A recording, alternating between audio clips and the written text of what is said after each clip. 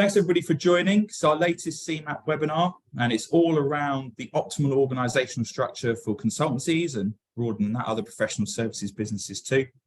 It's great to see so many of you. Actually, a fair number have been on previous webinars. So recently we've covered data everywhere with Oakland Group. We've looked at optimising your business for an exit or increasing shareholder value of Ecotech and GCP. See plenty of people who've been on those. And also new people too. So welcome. Thank you for taking an hour of your day to spend with us and the people who are introduced to shortly.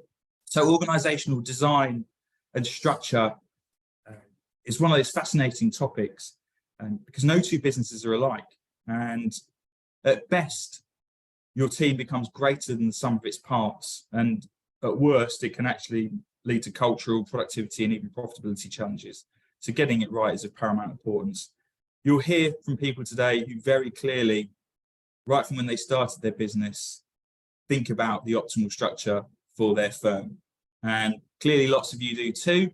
So over 200 people registered, a significant portion of which I can see are attending right now. So like me, are probably intrigued to hear about how the professional service firms operate. We're delighted to be joined by 3 people from 2 different businesses. We've got 2 chaps from Hatmill who are a CMap client, and as you'll discover, are a firm who do things differently to the norm. And I guess the genius of it for me, having already had the opportunity to speak to them, is there's so much logic, evidence, and ultimately common sense that comes into the way that they've thought about how their business is structured by not following the sort of classic pyramid structure with all the job titles, layers of bureaucracy, management processes, KPIs. They've done away with that, and they've got a flat structure, no job titles, targets, open data, and it's so refreshing. Whether you go the whole hog and follow them, or you just take bits of inspiration, there's so much in this that will be of value to you today. We did have Joe Marnie scheduled too, unfortunately, because he is in the world of academia. That career means that he's actually midway through a lecture at Cardiff University on consulting. I am hopeful Joe will join us in future sessions too, though. Fortunately, though, we get to be joined by Danny, who runs the consulting marketplace Portivo and has provided insights from running that firm. But he's also got like the perfect trifecta for me of industry knowledge, because he's got a consultancy marketplace. He works with consultancy firms, both from small boutique SMB upwards, and has also built a really outstanding career in telecoms and bought lots of consultancy. So he's got a really well-rounded view that he'll be able to bring to the table today too. So John, Simon, Danny, they'll be introducing themselves any minute now. But I just wanted to do a bit of quick housekeeping before we actually get stuck in. So first off, this webinar is recorded, and an open link will be sent to all of you who've registered so that you can watch it again, or you can send it on to colleagues, probably at the start of next week. Secondly, this is a panel style webinar. We've done a couple of these previously that worked really nicely, where we focus on 3 core topics. We spend 10 or 15 minutes of each. And then the final piece of housekeeping is, obviously, then there's left 10 or 15 minutes at the end for you to ask your questions. I'll put them to the panelists. What I do invite you to do, though, is ask those throughout, but I'll just tackle them at the end. So when a thought pops into your head and you want to know more, type it into the chat box, and then we'll tackle that in the final 10 or 15 minutes. Okay, so great. Let's get into it. I'm Ben Edwards. I'm the head of partnerships at CMap, working with boutique consultancies and other professional services firms. But you want to hear a bit less about me, and I'll actually make the first introduction. Simon, over to you if you could introduce yourself, please. Hi, Ben. I'm Simon Dixon. I'm the founder of Hatmill. This month, Hatmill turns 14 years old. Prior to joining Hatmill, I used to work for a Big 4 accountancy firm where I led the logistics consultancy team within that. And before that, a long time ago, when I used to have a proper job in industry, I used to work for Asda, helping run distribution centres. Very good. Thank you, Simon. John, over to you. Thanks, Ben. Yeah, I'm John Hayward. I've worked with Simon at Hatmill for 10 years this year. My background when I had a proper job was in third-party logistics with Wincanton, who I did earn my stripes, so to speak. When I joined Hatmill, there was, I think, 3 or 4 of us, and we're now up to about 50 plus employees, plus broader business support and associates. And I think you mentioned about give you an overview of what my role is. I don't really know. I do loads of stuff, and it's a kind of nature of how we operate, but I'll run projects. I do business development. Up until about 2 weeks ago, I was part of the operations board of the employee-owned trust.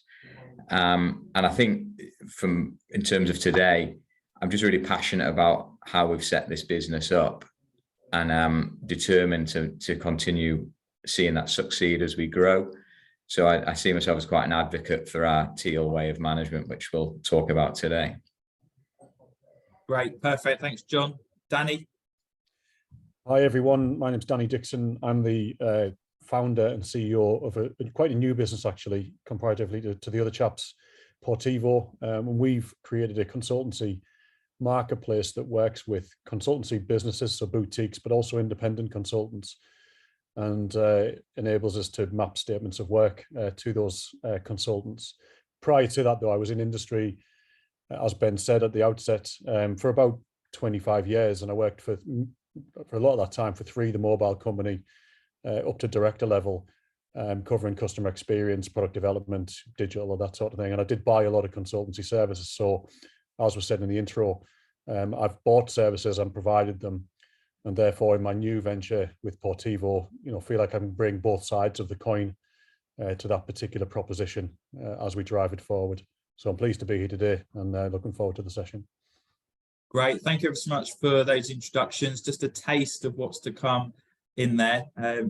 Okay, so the first of the 3 topics we're covering is all around people. And Simon, if I can ask you to lead us off first, tell me more about the Hatmill culture and how that organisational structure impacts your team. Okay, so Hatmill's got quite an unusual structure, and it's got that unusual structure because I think we've sort of done the opposite of all the things I hated when I used to work at other organisations. So we don't have any job titles. There's no hierarchy, so there's no promotions or anything like that. And what we're trying to do is we're trying to replicate the simplicity and the freedom that I found when I came out of a big firm and became a self-employed one-man band, for want of a better phrase. Because what I discovered in those times was all I needed to worry about was, is the client happy with what we're doing, and are they paying their bills? And after coming from a sort of a big 4 behemoth, where there's so much more going on than that in terms of your internal sort of politics and managing your perception internally and externally, and all the sort of stuff that effectively non-value adding activity that goes into trying to do well and make progress and achieve progression in those organizations. It was refreshing to have that simplicity. So after a few years, when we started to grow the Hatmill team and add people into the team, I was determined to prevent it becoming the thing that I'd hated. So we didn't really know what we were doing. I said to one of my colleagues, several years ago, I said, well, it's just sort of a big social experiment, is this? We're sort of just doing whatever we think is going to work, but we're not going down convention because I know it doesn't work. But what is going to work, I'm not too sure about.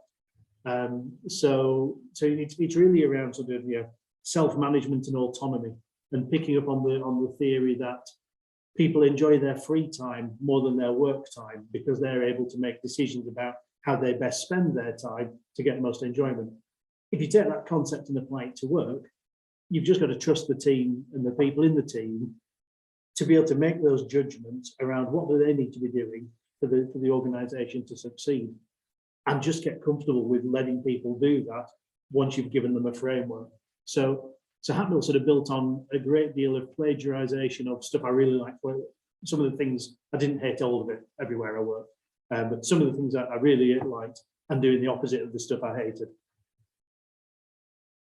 Great. And John, as another person in the business, I know you got some interesting thoughts that you can touch upon too.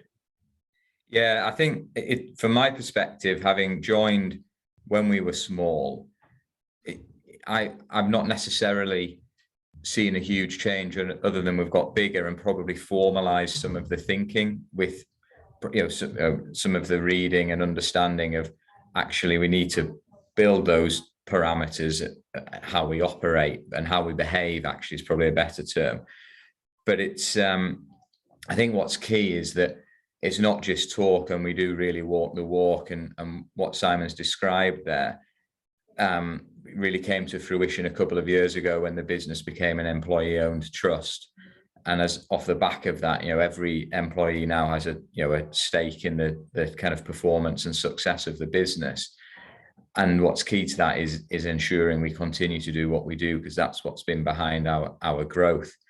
So I think that it is unique, it is different, but it just feels absolutely normal to me now. And I think people who've been around for the 2-3 years plus, the general consensus is they couldn't imagine working anywhere with going back to the old way, in inverted commas, because you realize a lot of the BS that's associated with going into work, and then not you have to just we remove all of it, we just focus on adding value for our clients, delivering great projects, which is the interesting for us. Can I just explain why we chose an employee-owned trust as part of that, Ben? So after going on and harping on for years about autonomy and self-management, we had a couple of acquisition approaches from other consultancies and investors and things. And what became clear as we went through the process, and I would describe how Hatmill worked, and I could see their faces change expression into puzzlement, or just thinking we were downright crazy, or curiosity, and there was the full range depending on who we were talking to. What dawned on me is actually, if I wanted to protect the culture that I was really pleased that we'd managed to develop, I couldn't have an exit from Hatmill and give financial control in terms of the overall stakeholders of the business to some investors who, in reality, and we've all seen some investors buy into business, they're happy to let it run as it was when it's performing well, but when it isn't, they want to step in and they want to apply things. And I knew that anyone who was buying would step in and apply conventional thinking around consulting culture, and that was just a bit too hypocritical for me. I'm not a massive hypocrite, but you always find yourself straying into that territory from time to time, I suspect, or maybe it's just me. So, but it was a step too far. So our FD at the time said, well, actually, have you looked into employee ownership, and sort of explained the concept? And really what that's allowed us to do is to protect the culture and put it in the hands of those people in the organisation who benefit from working in that culture. So there isn't any negative or detrimental influences that can change how we work now. And presumably that's also driven the culture even further, because that's such a great opportunity for people within the business to take value from that piece that they own, or the ownership structure that's now in place. Yeah, I think so. Although once I think we've been in employee owned for about 12 months, and we get together every 6 months, the whole team, and do a couple of away days for strategy and things. And I always do a Q&A. And a couple of the questions were, well, what's changed since we became employee owned? And the answer was nothing, because it's exactly the reason why we chose to become employee owned, because what we had was working really well, and we wanted it to continue in that way. So no, there isn't really any change. There's various sort of governance things you have to put in place for HMRC and that sort of stuff. But in terms of day-to-day operation of the business, zero change. From any discernment. I don't know, John, would you say anything changed? No, I think there was an expectation that something might change, and we would, everyone was kind of, well, what does it mean? Because we had to establish the ops board, for example, which, but I think after 6-12 months, people are like, oh, this is just the same. But as I mentioned earlier, we the values and behaviors we encourage are reflected in the fact we're now an EOT. And I think everyone's used to that. The key thing is ensuring that we don't lose sight of what makes us a success, and you know, it's quite relentless, particularly as we grow, to protect those values and behaviors. So that's a really big part of what, you know, Simon does, and I think those of us who've been around a long time provide that kind of challenge and coaching for colleagues as part of maintaining that culture. And Danny, talk to us about how you've set up Portivo and the experiences that you've seen in the marketplace from an organisational structure perspective. Yeah, I think it's probably just worth me commenting briefly as well on what the other two fellows have said. I mean, we don't have the same level of employee ownership in that context, but what I do have, because we've got, you know, I've got a board, and you know, we're a relatively small organisation, but I have incentivised early stage employees with options as well, and something I would plan to do with more key hires. So it's not quite the same thing, but ultimately, you know, that's something we are doing. But in terms of the broader insights, I mean, when I was working in industry, you know, on the sort of purchasing side of the market, you know, I had a mixed bag of experiences from different consultant propositions, you know, all the way through from the, you know, the bigger sort of four, you know, down all the way through to boutiques and agencies, down to independents. And when I left my permanent job and set up Portivo, really what I wanted to do was create better outcomes, I suppose, for clients and consultants, actually.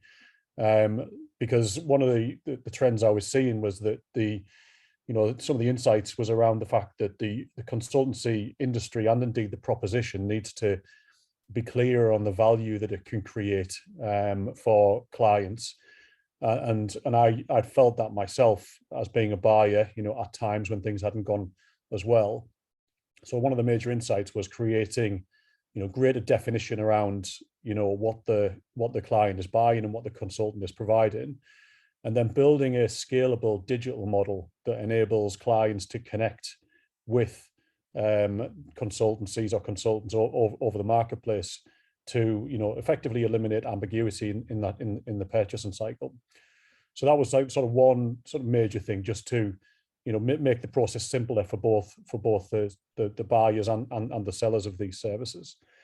The one of the reference points that we talked about earlier on, just as we were prepping for this, is a one called Pixel by Deloitte, where they use crowdsourced consultants to effectively pixelate a consultancy program or project, and it acts as an extended bench, if you like, to farm out specialist levels of resourcing to different discipline areas.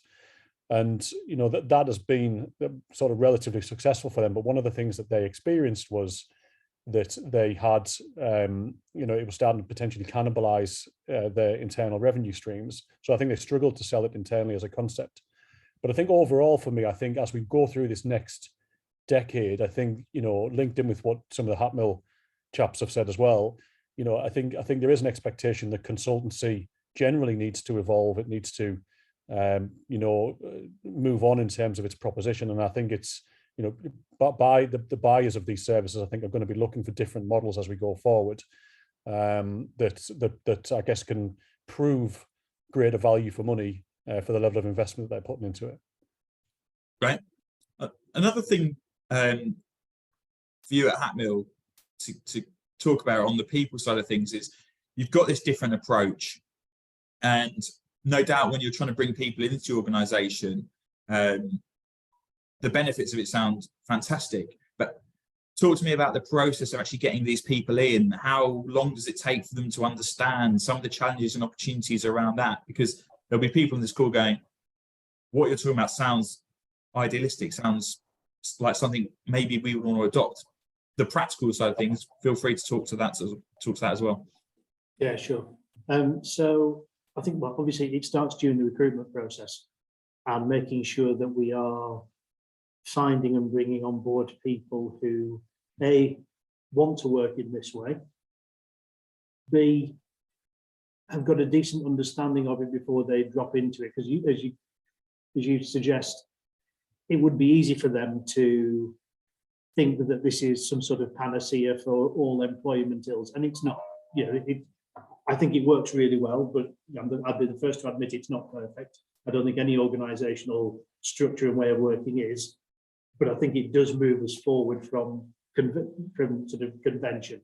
So it's about getting some realism in that, but it's also about getting them to think about what does working in a non-hierarchical, no job title, no KPI environment look like, and what does it feel like, and how do you need to behave in that way? And number one is you can't have an ego, because if you're coming in with an ego and you've come from somewhere, I'll jump back 30 years, but you wanted a nice gold plaque on your desk that had your job title on it, and you wanted a parking space near the front door because you'd worked for 30 years and got to that level of seniority. You're getting none of that.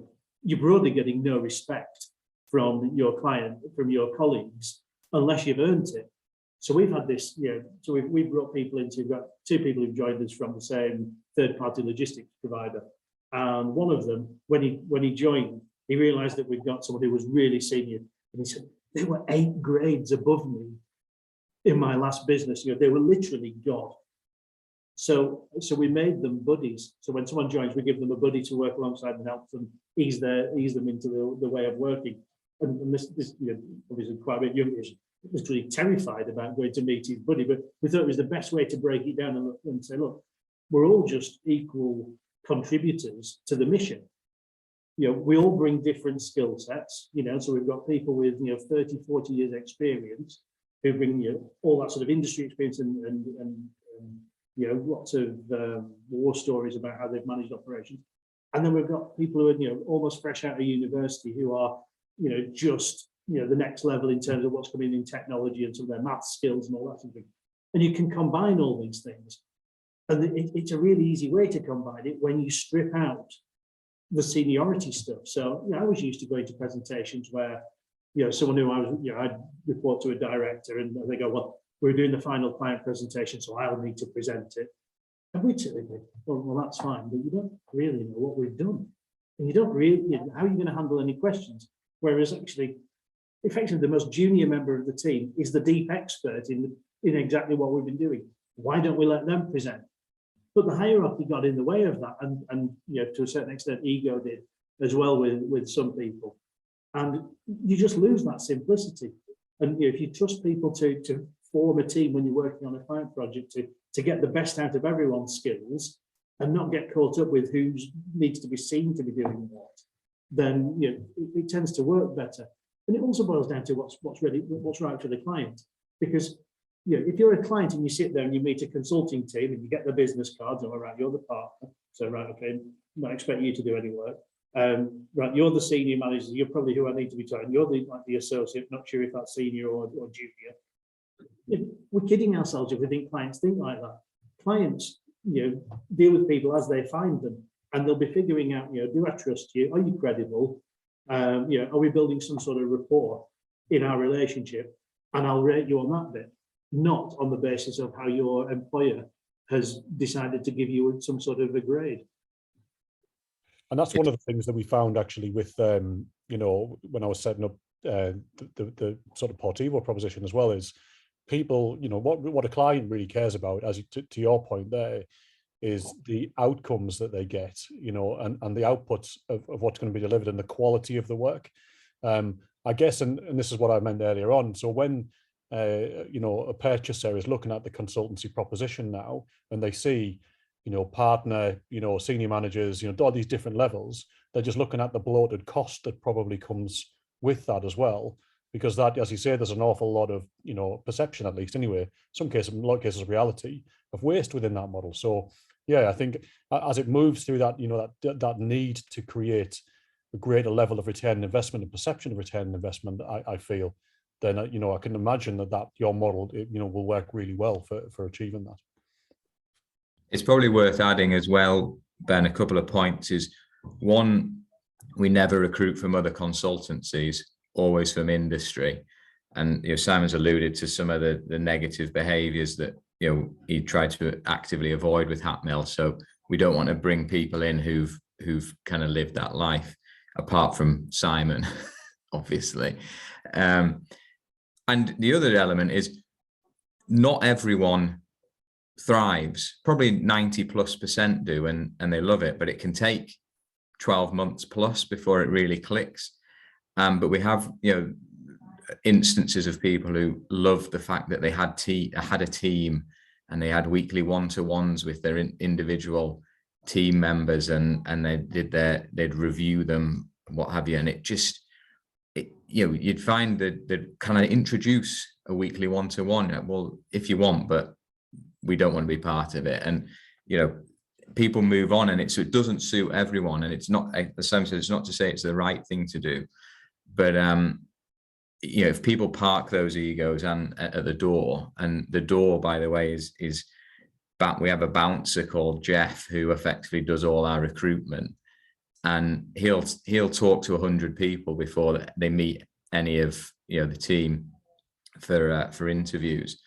And we'd run some tests, etc., which is worth noting. We didn't run them when I joined, and nor will we be retrospectively applying them, as far as I'm concerned. But we also talk about the Reinventing Organizations book that perhaps Simon will talk a bit more about it in a bit, and he introduces that to the prospective employees who more often than not will go out that weekend and buy it, and by the time we meet them, they tend to know more about it than we do. So we invest a lot in that recruitment, so that people who get past Jeff are already well on the journey to kind of being part of that teal culture that's so vital to us. It sounds like there's not one thing that you could potentially identify during a recruitment process that means they've got this openness and will perform in your organization. It sounds like there's a multitude of things that you cover, and it's that depth that you go into that potentially is what is the greatest determinant of their onward success. Yeah, I think so. And I think it's also trying to understand if they can see themselves at one with the company. So if you've got someone who's obsessed with, well, I'm the employee and you're the employer, and we almost have this adversarial relationship in terms of, I'm going to see how much I can get out of you, and you're going to see how much you can get from me, and how little you're going to give me. We don't work like that. This is around actually how can we succeed or fail together as a single group of people. And once you sort of remove that, and because what happens when you remove the hierarchy is you stop the internal competition between individuals. So let's say you work with me, Ben, in a convention. We're both managers and we want to be senior managers. There's two ways I can become a senior manager. One, I can just outperform you, or two, I can go around bad mouthing you so everyone thinks you're useless. And when it comes around to the promotion cycle, people have got a better perception of me because of my skullduggery, and hopefully I'll get the promotion and you won't, and I'll get more money and you won't. And anyone who's been operating that happens. As soon as you remove that tension, people's competitive spirit, rather than be pointed at their colleagues, can be pointed outside the organisations. How do we beat our competition? How do we be more competitive? How do we do better jobs for our clients than our competitors? And all of a sudden you get that starts to build that single team spirit. And as John says, not everyone gets it. Not everyone comes and thinks it's wonderful, but that's fine. We all go to different places and learn on the journey. But it's around sort of getting rid of all the stuff that gets in the way of doing a great job for the client, and making sure we keep hold of that simplicity of, is the client happy? Are they paying their bills? Perfect. The other area that we've talked about is, in our briefing sessions, is the second area, which is growth, and this idea that you can run an organization like this up to a certain point in time, or up to a certain scale. You've obviously adopted these principles from the moment you set up the organization, and it's successfully scaled so far to this point. There'll be people on the call, maybe who've got a similar sized business to you, sort of in that 50 to 100 bracket. But how far do you think the business could go operating this way? Truthfully, I have no idea. And I think in the way that we work, if we don't know, we're all really happy to say we don't know. and that comes with not having the sort of the ego and all that sort of stuff. When there were 10 of us and we'd talk about working in this way, people would do, well, it won't work for 20, it won't work for 30, and it won't work for 40. Well, we're now at 50 and it's still working. So, for me, we'll just carry on running with it until and all the time you're tweaking it. You need to build bits of infrastructure to support things. But that's no different to any other conventional consultancy. So, I've no idea. There's some sort of organizational theory that suggests that once you get to about 100, 150, it starts to creak because you've not got enough direct contact with enough people in the organization to know who to go to, because you've not got an org chart. I'm not sure I subscribe to that thinking, because even when you do have an org chart, there's an informal networks, and those informal networks are far more powerful than any organizational design. And if you want to find someone who's an expert in something, you ring someone who who might know someone, and before you know it, 2 or 3 the 2 or 3 degrees of separation, you found the person that you need.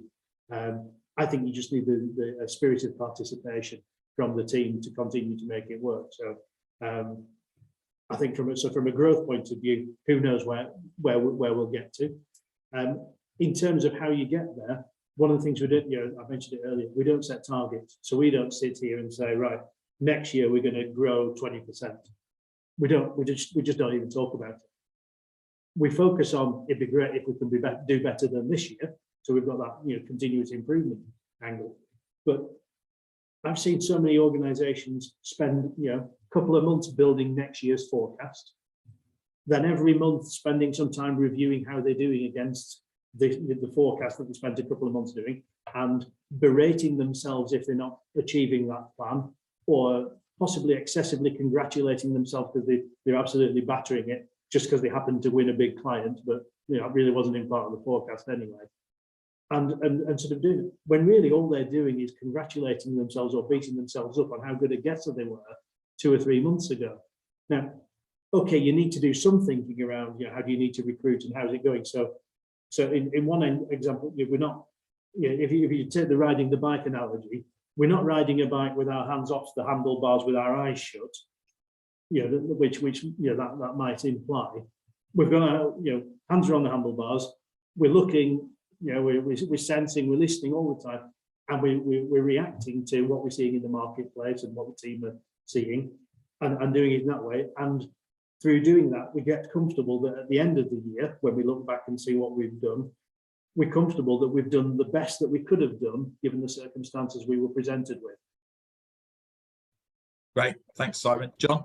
Yeah, I think just if we're thinking about that scaling of it, I think the other element to mention here is that we don't have a head office. So our work is broadly done on client premises, or we work from home. So we've had, I guess, what the hybrid working that's come about in the last few years has always been part of what we do. But the head office, pointless overhead that doesn't add any value. And it was just a place that Simon's talked about, where people went to try and schmooze the partners and directors to get their own career growth going. So what's really important to us is twice a year, in the summer and in December, the whole business gets together for 3 days. So it's a huge investment in terms of getting, I think there was about 70 plus of us in Liverpool at Christmas just gone. It's 3 days plus of not billing, so that kind of cost is huge, but it's massively outweighed by the opportunity to reinforce a lot of what we've talked about today, get the team catching up on meeting new starters or catching up with old colleagues, sharing best practice. And that is the big challenge as we grow, is being able to maintain that level of communication and sharing and coaching. Some of the coaching's a wrong term, but reinforcing those behaviors and values that are vital to us. So those 6 days a year, I think I've got an email last week, we've got next December's already booked in because it's fundamental to how we operate. So maintaining that is really key to the maintaining this through. And Danny, look, you're trying to grow Portivo as well. You've already got a number of people in play. You've got a bit more of a traditional structure around that. You know, maybe having listened to Simon and John, or looking back on your own experiences, what are your thoughts on how a consultancy can grow with different types of organizational structure? Well, I think, I'm taking notes furiously as I'm listening to them, to be honest with you, which is all good. And I've seen other examples of that type of structure where it isn't hierarchical, and it can work quite well because, as you say, you remove the politics. I think from our perspective, because we're a digital marketplace, that we've already got over 300 consultants who are independent, who are registered on the marketplace. By dint of that, we don't have job titles for consultants. Effectively, what you have is a consultant who's an expert with a profile that's defined and it's verified. And then we have like a matching engine that effectively, depending on the criteria the client uses for their brief, will then rank that consultant within that search criteria. So I suppose through a very different lens to what the Hatmill guys are doing, and maybe some other companies like that, the way we will scale, if you like, is using a technology-enabled platform, but also within that we won't have a hierarchy because of the way we actually manage what we might regard otherwise as our consulting bench, because that can grow to hundreds, if not thousands, of consultants over the long haul, especially as we the aim for us is to grow UK international at some point. So yeah, I think it's and for my internal team, where I have been taking notes and listening is actually how much more fluid can I and should I make that, especially because I've got that sort of part ownership model, with equity, where people are driven to make the business successful over time. So yeah, different model from me, but ultimately definitely intrigued and inspired actually by the way that the Hatmill guys are doing it. I guess with your marketplace, consultants of any size or scale can actually register that and try and win new business. So there's an element of democratization of generating new business, and you don't necessarily need to have a formula of partner, seniors, midweights, juniors to win the types of works through the marketplace. It actually will come down to the quality of the response to those proposals, right? So yeah, that's right. And essentially what happens now is a client is able to put a bid out to as many consultants as they like. Then it's competitively bid against, if you like, and the client can then look at what those competitive bids are. And what's next on our roadmap is we're going to put in place teams, so you could build multidisciplinary teams to put for an engagement on the platform. And we're running a trial at the moment, maybe with some of the people actually who are in the audience of this call, where we also can have boutique consultancies on the platform, and we can enable the platform becomes an enabler over time as another channel to market because we're obviously putting a lot of marketing engine and guns behind the platform itself. So we do have a situation where we're happy to have boutique consultancies on the marketplace so that they can use that as an additional string to the bow in terms of how that they are bringing new business to them as well. Nice. And the practical side of things with this type of structure, so my mind leaped to things like how much data do the Hatmill team have access to? How transparent is that? If you also automatically leap to worst case scenarios, right? So like, what if somebody isn't performing? How do you work with those people when you haven't got that sort of like traditional hierarchy and reporting? If we can go into that subject, that third topic, that would be great. Yeah, sure. Sharing of information, you'll have to remind me what your second question was, Ben, when I start. Yeah, sure. So in terms of sharing information, so conventional consultancies are based on a small team right at the top of the pyramid who have this all-seeing eye, allegedly, of what's going on in the business, and therefore the information is concentrated with that group, and they can make the best decisions for everyone. If you don't believe in that, then you want everyone to be making their own decisions, and you sort of believe that actually the best people to make the decisions are those who are closest to the problem. So if you want them to do that and be effective, then you still got to take the principle of, well, you need to give them as much information as you could possibly do so in order to make sure they're making the best informed decisions. So one of the challenges that we had with your implementation team on CMap was they were sort of saying, right, well, what grades have you got and what permissions for different levels of information are you going to give to everyone? And we just went, give everyone access to everything. And it, they were, you could hear this whispering in the back. Can we do that? Is that possible? And then you said, well, we need to make everyone a director. Well, we can't make everyone a director. Can we make everyone a director? Just get on with it. It's fine. In terms of how it's structured in CMap. We have this slight thing where we couldn't switch off holiday approvals in CMap. And I wasn't going to sit there approving everyone's holiday because it would imply that I knew whether they should be taking that holiday or not, because I knew I would know what they were doing, and I've no idea what they're doing because that's down to them. So the only way we could get around the compulsory holiday approval rule that sits in CMap is when you apply for a holiday, the request comes to you in your inbox and you approve your own holiday. So, so if your wife's wanting you to book a week's holiday that you don't want to go to, you can actually reject your own holiday as well and take the email home and say, oh, I can't make it. Unfortunately, it's those pigs at work aren't letting me have the week off. So where we struggle is when we come into contact with the external world that's set up in a certain way to operate in convention. So that's part of the challenge. What was the second bit? Performance. The second question was on if somebody's got a challenge like performance related, let's say, how you handle that. Right. So with the absence of line, because if you've not got a structure, you've not got a line manager. Yeah. So what we then looked at was, well, what does a line manager actually do? And most of us have had bad line managers and good line managers in the time, and the difference between the two is often quite stark. But largely, it came down to directing who's doing what work.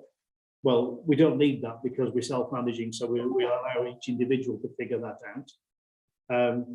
Generally, some sort of performance management. So what we decided we'd do is actually, and this comes again back to some of my working experience, I could not stand those people who were crap at their job, but brilliant at kissing ass and did really well as a result of it. And the way to get around that is you can't progress in an organization if your colleagues are rating you. So we have peer-to-peer feedback. So anyone you've worked with in the past 6 months delivers feedback. They score you on 2 metrics. One is your behaviors relative to our value set, and the other is your performance relative to their expectations of you. And those numbers feed into a matrix that the team have designed that influences your pay rise at the end of the year. So your colleagues are determining how your salary increases based on their experience of working with you. So, sucking up to me gets you nowhere at Hatmill, which is great because I don't have to put up with people sucking up to me. So that's good. In terms of the performance, sorry, the third thing, sorry, I'm rambling back. The third thing that a line manager does, allegedly, is that sort of pastoral care. Now, not many managers are very good at it. And it was a conversation I had with John when we were wrestling with how do we sort of progress this as the team was getting bigger. And I was talking to John as one of our early employees. And John just quite bluntly said, well, I don't want to manage everyone. He said, I don't enjoy it. I'm not sure I'm very good at it. I'm really happy to help people if they've got a problem with their work, but I don't want to be sat there doing reviews and all that crap. And it made us realize that actually we go and give clients specialist support for dealing with particular problems. So when it comes to pastoral care and development, why don't we get an expert in? So everyone in the Hatmill team has access to an executive coach for a session once a month where they can go and talk about whatever it is they want to talk about. We don't have to talk about work. We can talk about home life, something they're struggling with. Mental health's obviously massive on the agenda now. We've always been able to it's entirely confidential, and it's there to make sure that you're okay and give you help and support and advice on how you might deal with things and give you that coaching support. I don't get to hear what the conversations are about. It's there just for the benefit of the individual. So we've sort of replaced that line management angle by sort of looking at breaking down the tasks and dealing with it in that way. John, anything to add from your side? I think the only comment I'd make is in the last 12 months, we've had to apply kind of the legals around. We're legally obliged to have kind of grievance or disciplinary processes, we blew our solicitors' minds by explaining to them, we don't want a standard document. We've what's happened is we've managed to Hatmillize it, and 50% of it is about treating each other as adults, behaving like adults, following an advice process, utilizing the informal feedback. And then we have to kind of tick the box, for want of a better phrase, in terms of the formal elements of it. But the whole way we operate is that it's designed never to get there, because the informal feedback, then the twice yearly feedback will nip it in the bud before it gets anywhere near those kind of performance issues. Otherwise, I think Simon's summarized it brilliantly. The only other point is that there's an implicit trust about everything we do, and we trust that everyone who works for the business is doing the right things for the business. And that's so powerful. Everyone understands that it just informs everything we do, and people feel they can crack on with delivering the projects rather than worrying about what Simon thinks, because he's founder and CEO. It's kind of irrelevant, to be perfectly honest. The trust point's a really interesting one, Ben. So I think as you look at conventional organizations, they spend a load of time trying to recruit the right people, then they get them into the organization, and then because you can't trust everyone, they apply all the rules that try and put them in a box and give them an expenses policy that generally isn't workable for anything they're trying to achieve, and they're managing like they can't be trusted. Whereas actually we just turn it on our head and say, right, if you come through the recruitment process, when we think you're all right, we think you're trustworthy, and we will trust you until you prove to us that you're not, rather than having it the other way around, where everyone builds policies like, you might as well just grab random people off the street and then give them the rules of the organization, because the way you set up is like you don't trust people. And I think it's one of the questions, how do people bed in? One of the tricky things is we don't have an expenses policy at all. And it's down to the individual. You spend what you think is right to do whatever it is that you have to do. And I guess the litmus test is, are you happy to stand there with your expenses sheet if the client challenges it, or if someone internally challenges it, and you're not going to stand there going red because you've been eating lobster thermidor 4 times a week or something like that. But this, or you can't spend more than £60 a night on a hotel. Well, that's fine if you're in Scarborough, but it's not great if you're trying to get a room in London in Fashion Week. So policies generally are unworkable. So you've just got to trust people to make the right decision. And obviously there are lots of metrics which are really common to consultancies of all sorts of size, and KPIs as well. Utilization rates, charge out rates, cost rates.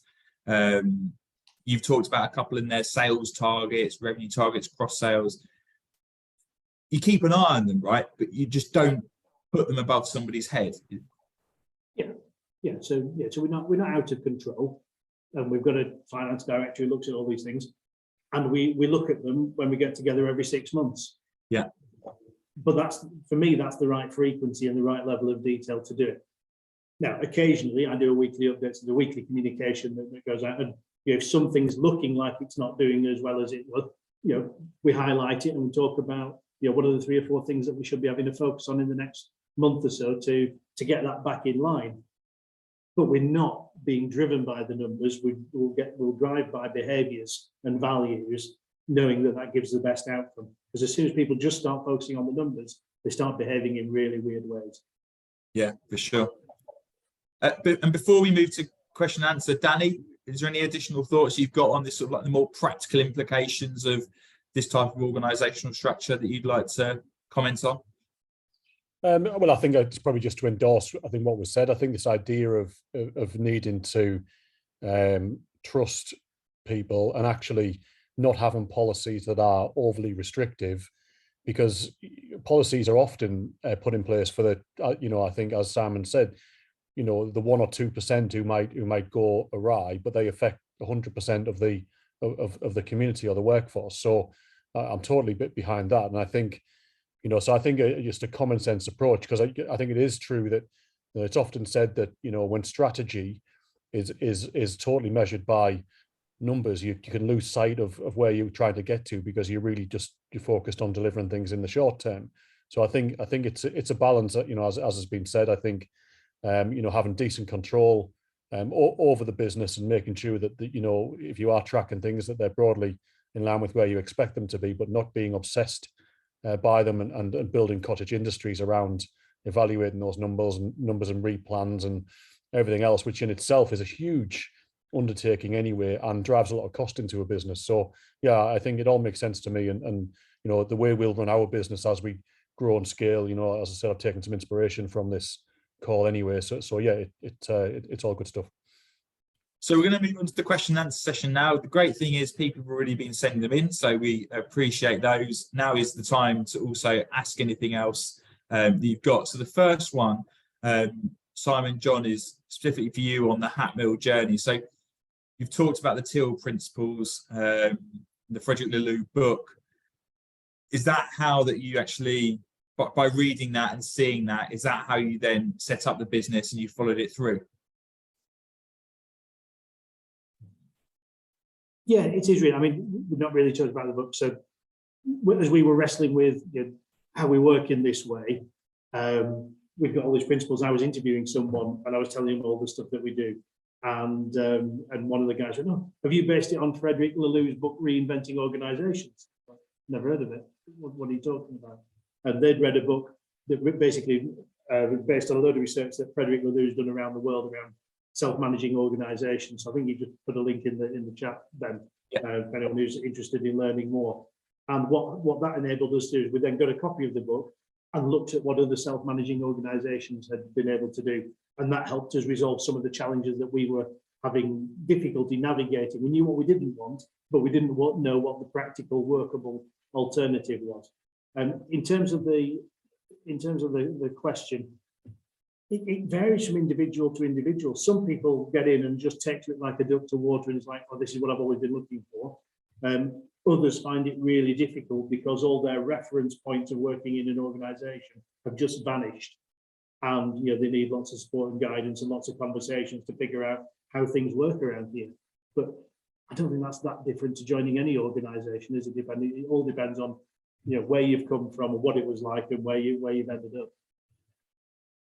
So another question is, having job titles and a flat structure, have you had difficulties with staff where they struggle to see how they fit in and understand how their career could develop and progress within the business, and how have you resolved this? Yeah, I think in early days everyone struggles to see how they fit in because they're trying to work out where does everyone else fit. The progression's an interesting one because obviously, you know, we're almost bred to believe that you measure progression by your promotions. And I sort of challenge that thinking and say, well, if you were in your old job and someone promoted you 4 grades in 2 months, would you feel like you'd progressed, or would you just feel like you're in you know, you're out of your depth? And you sort of go, oh, yeah, I'd probably be out of my depth. I'm like, right. Well, in that case, promotion isn't really a measure of progression, is it? A measure of progression is you reflecting and saying, can I do a load of stuff now that I couldn't do 12 months ago? Am I more confident in situation X, Y, Z than I was 6 months ago? And that's what progression really is. It's around, you know, being able to reflect and have those conversations with the coach. It says, actually, I'm doing so much more than I used to. So here's a couple of link questions. Who decides the total pay rise pot? And slightly linked is, what happens if somebody disagrees on a big issue? You know, how do you resolve that scenario? Okay, so we put I wanted the pay rise thing to be objective, not subjective. So we created a matrix that works on gross margin in the year that's just gone, determines how much the pot increases by, and then the pot increases then how that's distributed is determined by the feedback scores that we talked about earlier. So no one can stick their fingers in and tinker with it. It's a very transparent process that's been designed by the team. What was the second bit? So it was a separate question actually, and it said, what happens if people disagree on a big issue? Who decides? Sometimes you have to turn left or right and you can't do both. Got it. So when you're self-managing, because who makes the decision, we have a thing called the advice process. So the advice process kicks off by whoever spots a problem. They then need to go and talk to anyone who's going to be an expert in that area, and anyone who's going to be impacted by the decision. And then they are entitled and empowered to go down that process, get the points of view, and come to a decision with those individuals. It's not sort of a council of vote like a John Lewis type thing that they're going to do. We wanted it to be more nimble than that, but effectively that person is responsible and importantly accountable for the decision that they make. Okay, there's another question. Could be anyone. And really interesting question here. So with no specific job titles, i.e. directors, associates, etc., how does that affect people that move on from Hatmill to a more conventional structured company? It's Hotel California. You can never leave. I think. Well, I think in the same way as when people join, you go with the example of this is the work I've done. I've led these projects and things like that. Everyone has sort of different gradings. If you go from Deloitte to KPMG, they're still called different things, and everyone's trying to get a measure. And you'll be talking about, well, how much did you sell? What was your utilization? So how many people did you manage? You base it on the tasks, not on the couple of words that someone gives it.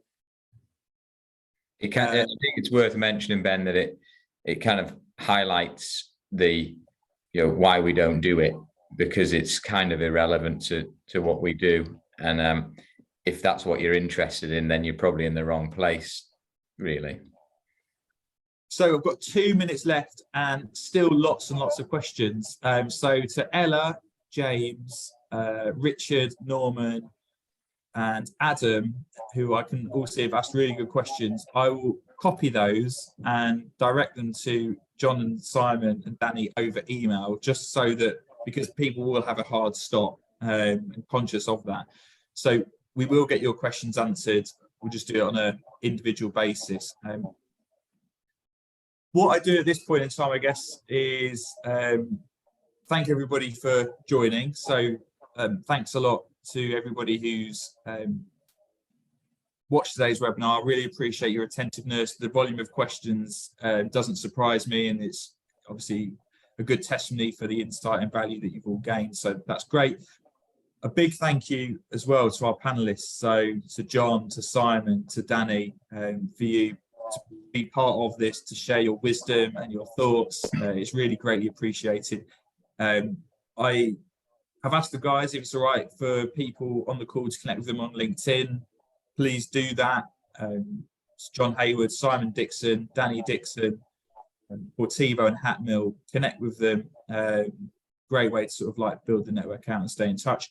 We also have my email with the recording link on, going out early next week. So if you think of something that comes to mind, please just respond to me directly and I can connect you or ask the question. That's what we're here for. But we're really running out of time. It's a shame we can't answer everything that's come in. But yeah, if anybody's, John, Simon, Danny, if you've got any final words, feel free to shout out. But again, thank you all for your participation.